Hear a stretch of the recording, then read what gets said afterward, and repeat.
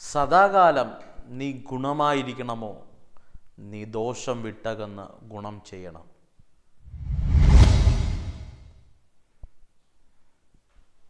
അതേ പ്രിയരെ, സദാകാലം നീ ഗുണമായിരിക്കണമെങ്കിൽ ദോഷം വിട്ടകന്ന് ഗുണം ചെയ്യണം. എല്ലാവർക്കും നല്ലൊരു പ്രഭാതമെന്ന് ഞാൻ ആശംസിക്കുകയാണ്. ജേണി വിത്ത് ഹോളി സ്പിരിറ്റ് എന്ന ദൈവിക സന്ദേശവുമായി ഈ പകലിൽ നിങ്ങളുടെ അടുക്കൽ കടന്നു വരുവാൻ ദൈവം ഒരുക്കിയ വലിയ കൃപകൾക്കായി ഞാൻ എൻ്റെ ദൈവത്തെ സ്തുതിക്കുന്നു, സ്തോത്രം ചെയ്യുന്നു. ഈ പകൽക്കാലം നിങ്ങളോട് ദൈവാത്മാവ് കൃത്യമായി ഇടപെടട്ടെ. തുടർമാനമായുള്ള സന്ദേശങ്ങളെല്ലാം നിങ്ങൾക്ക് വലിയ അനുഗ്രഹമാകുന്നു എന്ന് കേട്ടതിൽ അതിയായ സന്തോഷമുണ്ട്. ഈ പകലും ദൈവാത്മാവ് നിങ്ങളോട് കൃത്യമായി സംസാരിക്കട്ടെ. അനേക സാക്ഷ്യങ്ങൾ എഴുന്നേറ്റ് വരാൻ ദൈവം കൃപ നൽകട്ടെ എന്ന് പ്രാർത്ഥിക്കുന്നു. അല്പസമയം ദൈവാത്മാവിൻ്റെ ഹൃദയത്തിൽ തന്ന ഒരു ചെറിയ ചിന്ത ഞാൻ നിങ്ങളോട് കൈമാറട്ടെ. സങ്കീർത്തനങ്ങളുടെ പുസ്തകം 37-ാം സങ്കീർത്തനം അതിൻ്റെ 27-ാം വാക്യം ഇങ്ങനെ വായിക്കുന്നു: ദോഷം വിട്ടകന്ന് ഗുണം ചെയ്യുക, എന്നാൽ നീ സദാകാലം സുഖമായി വസിക്കും. പ്രിയരെ,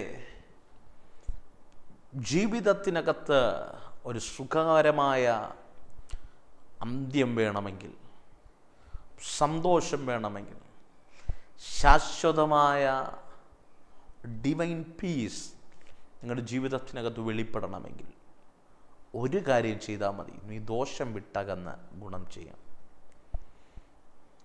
പലരും പറയാറുണ്ട്, പക്ഷേ എന്നോട് സന്തോഷത്തോടെ നിൽക്കുന്നവരോട്, അല്ലെങ്കിൽ എന്നോട് ചേർന്ന് നിൽക്കുന്നവരോട് ഞാൻ ആ രീതിയിൽ ചേർന്ന് നിൽക്കും. അർത്ഥം, എന്നോട് ഗുണം ചെയ്യുന്നവരോട് ഞാൻ തിരിച്ച് ഗുണം ചെയ്യും. പക്ഷേ എന്നോട് ദോഷം ചെയ്താൽ അവരെ എനിക്കൊരിക്കലും മറക്കാൻ കഴിയില്ല. അവരോട് ഞാൻ അറിയാണ്ട് തന്നെ എൻ്റെ രീതിയിൽ ഞാൻ അങ്ങ് പ്രവർത്തിച്ചു പോകും എന്നൊക്കെ പറയുന്നവരുണ്ട്. പക്ഷേ ദൈവാത്മാവ് വ്യക്തമായി പകൽ നിങ്ങളെ പ്രബോധിപ്പിക്കുകയാണ്: സദാകാലം സുഖമായി വസിക്കണമോ, നീ ദോഷം വിട്ടകന്ന് ഗുണം ചെയ്യണം. ജീവിതത്തിനകത്തുള്ള ദോഷങ്ങൾ, ജീവിതത്തിനകത്ത് രഹസ്യവും പരസ്യവുമായുള്ള ജഡത്തിലെ സ്വഭാവങ്ങളെ വെട്ടിമാറ്റി മാറ്റേണ്ടത് ഒരു ജീവിതത്തിനകത്ത് ഇതുവരെയും വെളിപ്പെടാത്ത ഒരു ആശ്വാസം, സ്വസ്ഥത ദൈവം നിനക്ക് തരും. നമ്മളിൽ പലരും ഇങ്ങോട്ടെന്ത് ലഭിക്കുമെന്ന് കരുതി അങ്ങോട്ട് പ്രവർത്തിക്കുന്നവരാണ്, അല്ലേ? ഇങ്ങോട്ട് നന്മ ചെയ്യുന്നവരോട് നമ്മൾ നന്മ ചെയ്യും. ഞാനിങ്ങനെ ചോദിക്കട്ടെ, ദോഷം ചെയ്യുന്നവരോട് നിങ്ങൾ തിരിച്ച് ദോഷം ചെയ്യുമോ, നന്മ ചെയ്യുമോ? അവിടെയാണ് വിഷയം. അവിടെയാണ് നമ്മൾ തിരിഞ്ഞു വരേണ്ടത്. ദോഷം ചെയ്യുന്നവന് നമ്മൾ ദോഷമല്ല ചെയ്യേണ്ടത്, അവനും നന്മ ചെയ്യുക. അറിഞ്ഞുകൊണ്ട് തന്നെ, അവൻ നമുക്കെതിരെയാണ് നിൽക്കുന്നതെന്ന് അറിഞ്ഞുകൊണ്ട് തന്നെ, നമ്മുടെ ദോഷം കാണാനാണ് കൊതിക്കുന്നതെന്ന് അറിഞ്ഞുകൊണ്ട് തന്നെ, ഹൃദയത്തിനകത്തൊന്നും വയ്ക്കാതെ, ഒരു കയ്പോ ഈർച്ചയോ ഒന്നും വയ്ക്കാതെ, ശുദ്ധ മനസാക്ഷിയോടുകൂടെ അവന് നന്മ ചെയ്യാം. പൗലൂസിൻ്റെ ഭാഷയിൽ പറഞ്ഞു കഴിഞ്ഞാൽ, തിന്മ ചെയ്യുന്നവനോട് നന്മ ചെയ്യുക, നന്മ ചെയ്യാൻ പഠിക്കുക. തിന്മ ചെയ്യുന്നവനോടും നന്മ ചെയ്യാൻ പഠിക്കുക. അങ്ങനെ നമ്മുടെ ജീവിതത്തിനകത്ത് പഠിച്ചാൽ സദാകാലം ശുഭമായിരിക്കും, സുഖമായിരിക്കും. ഞാനിങ്ങനെ പറയാം, പ്രിയരെ, വേദപുസ്തകത്തിനകത്തൊരു കഥാപാത്രമുണ്ട്. 17-ാമത്തെ വയസ്സിൽ അവൻ കണ്ട സ്വപ്നം മുഖാന്തരം ഒരായുസ് മുഴുവനും നീണ്ട 30-ലധികം വർഷങ്ങൾ, 17-ാമത്തെ വയസ്സ് മുതൽ 33 വയസ്സ് വരെ യോസേപ്പിനെ പിന്തുടർന്നത് വേദനാജനകമായ അവസ്ഥകളാണ്. ഇതിനെല്ലാം കാരണക്കാരനായത് അവൻ്റെ സഹോദരങ്ങളാണ്.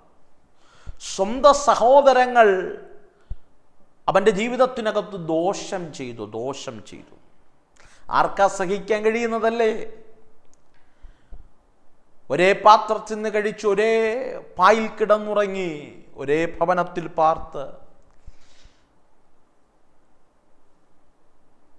സന്തോഷത്തോടും സമാധാനത്തോടും മറ്റുള്ളവരെക്കാൾ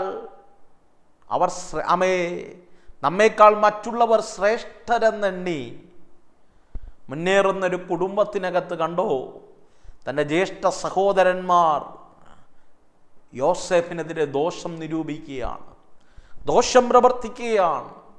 അവനെ പൊട്ടക്കിണറിലിട്ടു, അടിമച്ചന്തയിൽ വിറ്റു. ഇതെല്ലാം അവനെതിരെ ദോഷമാണ് ചിന്തിക്കുന്നത്. അവരെല്ലാം യോസേഫിനെതിരെ ദോഷം ചെയ്യുക. പക്ഷെ യോസേഫ് ഒരിക്കൽ പോലും, ഒരു സെക്കൻഡ് പോലും തൻ്റെ സഹോദരന്മാർക്കെതിരെ ദോഷം നിരൂപിച്ചില്ല. പ്രിയരെ, ദോഷം നിരൂപിച്ചില്ല. ദോഷം നിരൂപിച്ചിരുന്നു എങ്കിൽ കാലഘടികാരങ്ങളുടെ നിയന്ത്രിതാവായ കർത്താവ് അടിമച്ചന്തയിൽ നിന്ന് അതേ യോസേഫിനെ രാജകൊട്ടാരത്തിനകത്ത് പ്രഥമ സ്ഥാനം നൽകി ആദരിച്ചു. ദൈവം നിർത്തുന്ന മാന്യതയുടെ വസ്ത്രം ധരിച്ച നാളിൽ ദേശം മുഴുവനും ക്ഷാമം വെളിപ്പെടുമ്പോൾ, ദേശം മുഴുവനും കഷ്ടതയും നിന്ദയും വെളിപ്പെടുമ്പോൾ, വേദനാജനകമായ ക്ഷാമത്തിൻ്റെ നാളുകൾ വെളിപ്പെടുമ്പോൾ, ഇന്ന് കാലിച്ചാക്കുമായി വരുന്ന 10 ഇത് യോസേഫിൻ്റെ സഹോദരന്മാരാണ്. ആരാണോ യോസേഫിനോട് ദോഷം ചെയ്തത്, അവർ കാലിച്ചാക്കുമായി വരികയാണ്. അവിടെ നിന്നൊരു ദൂത് ഞാനിങ്ങനെ പറയാം: നീ ആർക്കെതിരെയും ദോഷം നിരൂപിക്കണ്ട, നീ ദോഷം പ്രവർത്തിക്കണ്ട. നീതിയുള്ളൊരു ദൈവമുണ്ട്, നീതിയുള്ളൊരു ന്യായാധിപനുണ്ട്.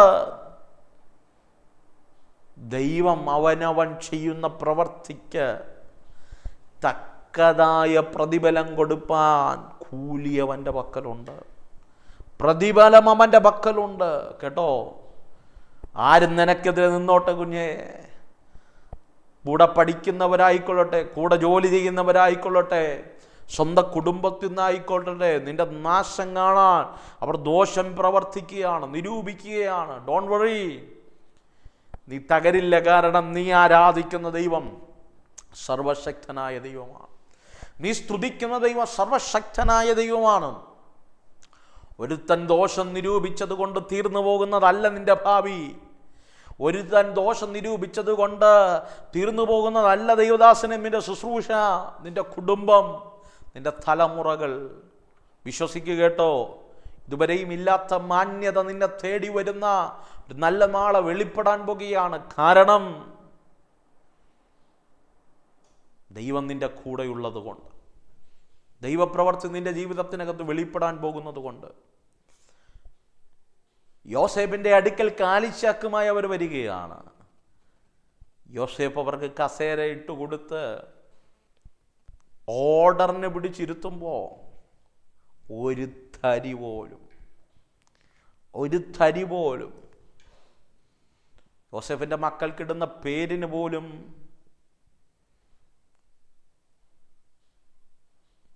അവൻ പലതും മറന്നെന്നൊക്കെ കരുതിയ പേരിടുന്നേ. കാരണം അപ്പം ഭക്തൻ്റെ ജീവിതത്തിനകത്ത് ദോഷമൊന്നും ഓർത്തു വയ്ക്കാൻ സമയമില്ല.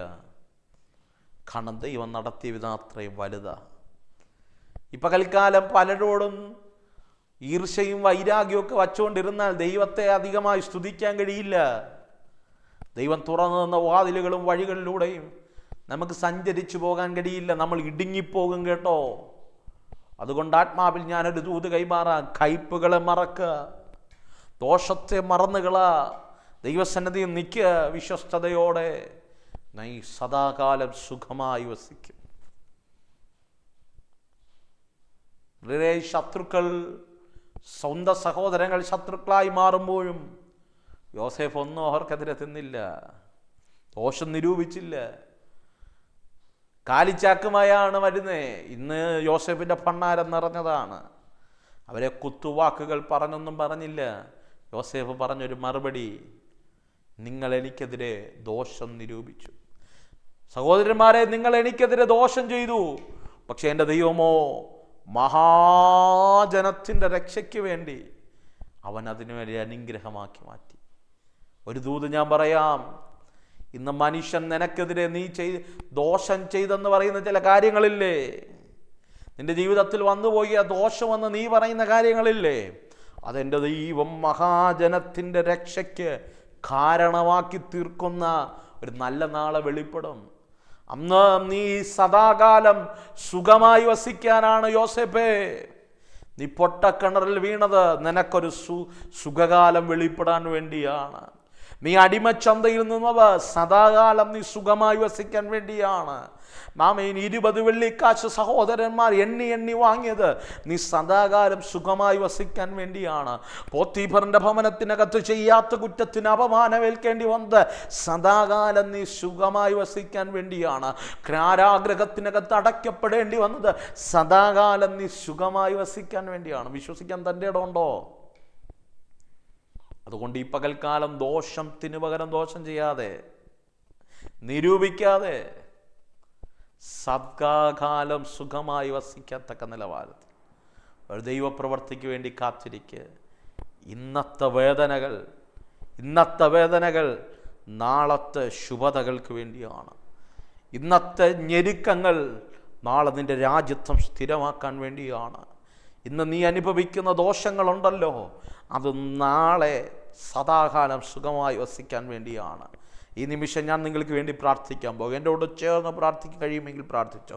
സ്വർഗീയമല്ലേ കർത്താവ്, ഞാൻ ഈ ജനത്തെ ബ്ലസ് ചെയ്യുകയാണ്.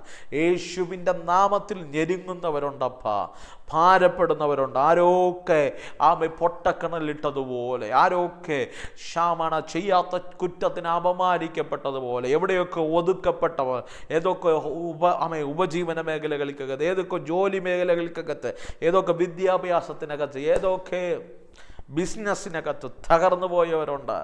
ഈ നിമിഷം ആത്മാവിൽ ഞാൻ ഈ ജനത്തിനു വേണ്ടി പ്രാർത്ഥിക്കും. അവരുടെ ജീവിതത്തിനകത്തൊരു സുഖകാലം വെളിപ്പെടട്ടെ, നന്മയുടെ സീസൺ വെളിപ്പെടട്ടെ. In the name of Jesus ഞാൻ അങ്ങനെ ഈ ജനത്തെ ബ്ലസ് ചെയ്ത് പ്രാർത്ഥിക്കുക. ദൈവത്തിൻ്റെ ഫേവർ വെളിപ്പെടും. ഞാൻ അങ്ങനെ ബ്ലസ് ചെയ്യും യേശുവിൻ നാമത്തിൽ തന്നെ. ആമേൻ. പ്രിയരെ, വിശ്വസിക്കുക. നീ ദോഷം ചിന്തിക്കണ്ട, നിരൂപിക്കണ്ട. കാരണം നീ സദാകാലം ശുഭമായി സുഖമായി വസിക്കാൻ വിളിക്കപ്പെട്ടവനാണ്. God bless you. പ്രഭാതത്തിൽ ദൈവം നിങ്ങളോട് സംസാരിച്ചെങ്കിൽ, ഉറപ്പുണ്ടെങ്കിൽ സന്ദേശം മറ്റുള്ളവർക്ക് ഷെയർ ചെയ്ത് കൊടുക്കുക. നിങ്ങൾക്കൊരു പ്രാർത്ഥന ആവശ്യമുണ്ടെങ്കിൽ ഞങ്ങളെ സ്ക്രീനിൽ കാണുന്ന നമ്പറിൽ കോൺടാക്ട് ചെയ്യുക. വിളിച്ചിട്ട് ലഭിച്ചില്ല എങ്കിൽ ഞങ്ങളുടെ വാട്സപ്പിൽ നിങ്ങളുടെ പ്രയർ റിക്വസ്റ്റുകൾ അയയ്ക്കുക. ഞങ്ങൾ ഉറപ്പായി നിങ്ങൾക്ക് വേണ്ടി പ്രാർത്ഥിക്കുന്നുണ്ട്. God bless you. Let us start our journey with the Holy Spirit. പരിശുദ്ധാത്മാവിൻ്റെ കൂടെ ഒരു യാത്ര തിരിക്കാമോ? ആമേൻ, ആമേൻ.